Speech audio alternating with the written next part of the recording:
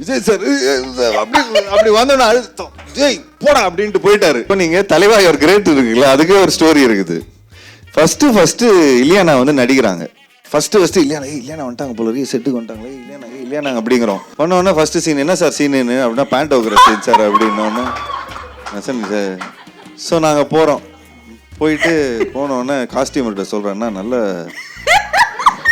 நல்ல பெரிய ஆஃப் இதாக கொடுங்கண்ணா, அந்த பெருசாக ஜட்டி இருக்குமே அது கொடுங்க. இல்லைங்க சங்கர் சார் இந்த ஜட்டி தான் போட சொல்லியிருக்காரு அப்படின்னு, இந்த வீக்கட் ஜட்டி தான் போட்டு வரணுன்ட்டாரு அப்படின்னோம். டக்குன்னு பேண்ட் ஆட்டோமேட்டிக்காக கீழே போனோடனே விஜய் சார் அப்படி வந்தோன்னா அழுத்தம் ஜெய் போடா அப்படின்ட்டு போயிட்டாரு.